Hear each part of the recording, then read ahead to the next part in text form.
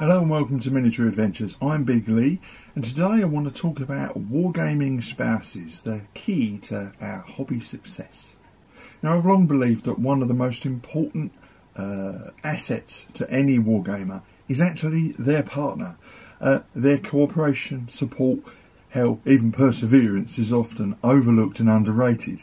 A supportive spouse can make our crazy hobby a darn sight easier to pursue. An uncooperative one can make life very difficult indeed. But as in all things, it's a two-way street.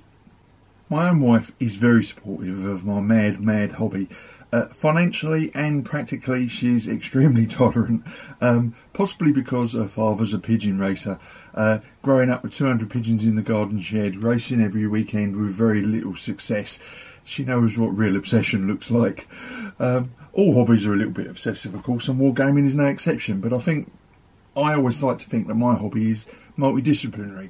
It means it makes it very flexible and it's easy to fit around other things. So activities like building models, painting, writing, reading can all be broken down into smaller activities that I can then fit around real life.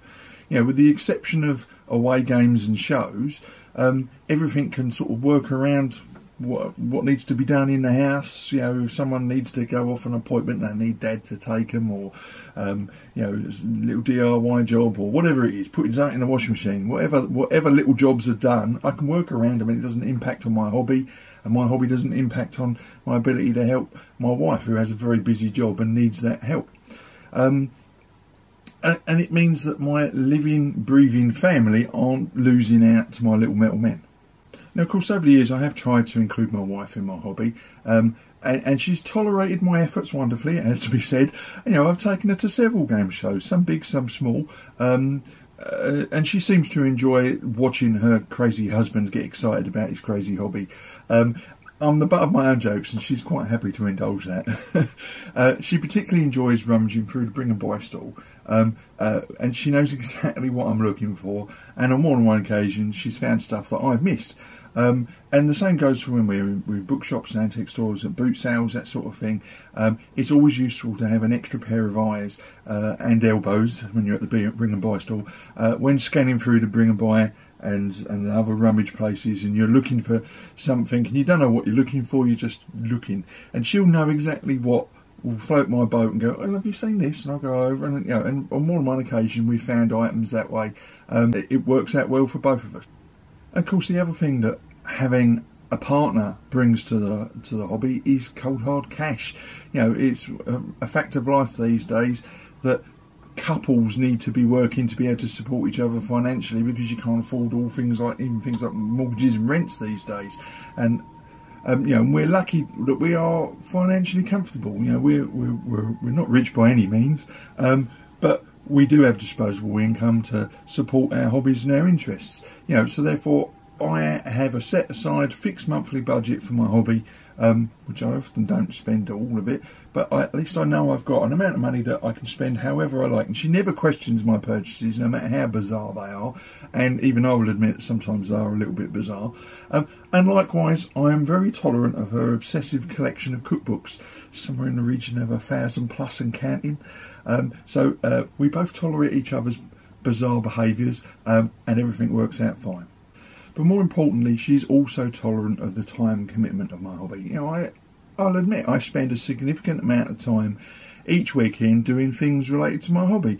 And I'll be up here, I'll be playing solo games, painting, writing, making silly videos, or I'll be going off to away games or to shows. But we also do things together that sort of bring my hobby into her world, and that is visiting museums and historical locations. We both enjoy that sort of thing. And although she won't be joining me round the games table, you know, I'm never going to make a wargamer out of her. We do enjoy visiting museums and historical places together, and we do living history events. It's an aspect to my hobby that we can share and jointly enjoy. And as I've already mentioned, I consider my hobby to be multidisciplinary. It makes it very flexible. So a large time commitment for a hobby like mine becomes much more tolerable to others, because there's some aspects we can share and others that I can work around day-to-day life. But what if your spouse or partner isn't supportive, or the hobby is creating fiction? Well, Look, I'm not a marriage counsellor. I think you may need to seek some help. But what I would say, and this is a general advice that I would hold to wholeheartedly, talking about a problem openly and honestly rarely makes an unacknowledged problem worse. Maybe you can both make changes that reduce the friction between the pair of you over your hobby. And if not, I think you only really have three options. Change your behaviour to accommodate their concerns, abandon the hobby altogether, or get a better partner. Now, my hobby is important to me, and my wife fully understands that. In return, I understand my responsibilities. We collaborate to achieve harmony, and we both win as a result. My wife will never be a wargamer, but she's not a wargames widow either. No matter how ridiculous my hobby is, hell, I'm a 50-year-old bloke that still plays with toy soldiers, so, it is a little bit ridiculous. It's still less ridiculous than breeding and racing pigeons.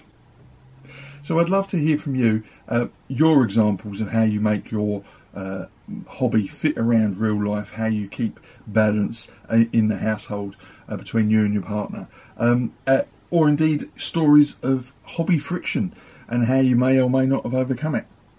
So, if you have got something to say, if you've got please join in the conversation, please leave some comments below or over on my blog, Big Lee's Miniature Adventures. And as always, if you did enjoy the video, please like, subscribe and share. So until next week, look after yourself, stay safe, get as many games in as you can, and of course, keep rolling high.